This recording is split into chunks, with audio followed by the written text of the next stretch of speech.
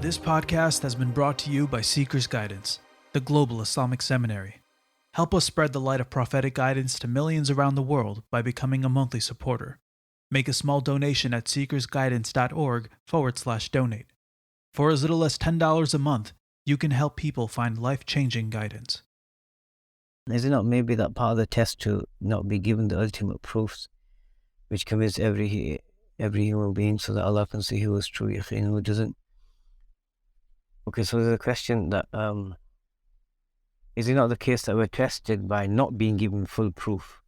No.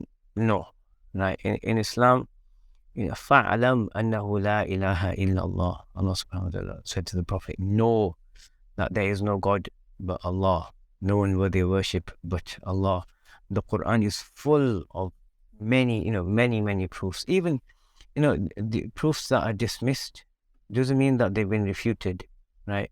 So the rational proofs for the existence of Allah subhanahu wa ta'ala, the cosmological argument, the kalam cosmological argument, the argument from design, they may be dismissed, right, as all these ideas of the creationists or whatever, but they haven't been refuted.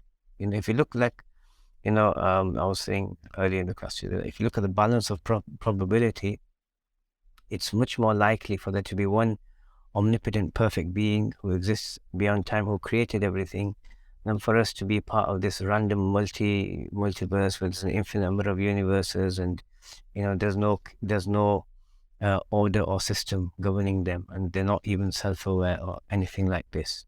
It's just and Allah subhanahu wa ta'ala, the way the argument is presented in the Quran, just look at Surah Al-Mulk, just look at other surahs, Allah presents the argument that like in الَّذِي خَلَقَ الْمَوْتَ وَالْحَيَاةَ لِيَبْلُوَكُمْ, that it's him, he's famous for this, it's obvious, it's clear, right? And Allah gives this meaning.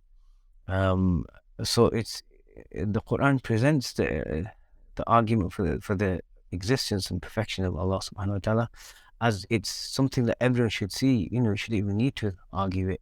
Obviously there are proofs, and proofs are provided, but he's saying that it's almost as though he's saying that it's so clear. If you look, if you reflect, it's so clear, right? It's almost as though it's something that, are you going to prove to someone the sky is blue through mathematical equations? All they have to do is look up, right? It's almost like that. So no, we don't have this Christian concept of, faith, blind faith, right? No, our faith is based on principles, on certainties, right? And, that's what's called a burhan, right? And this overwhelming proof. Thank you for listening. This podcast was brought to you by Seekers Guidance, the global Islamic seminary.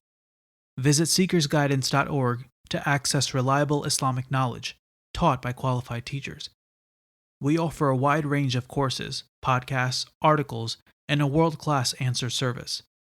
Support us in spreading free, reliable Islamic knowledge to millions around the world by becoming a monthly supporter.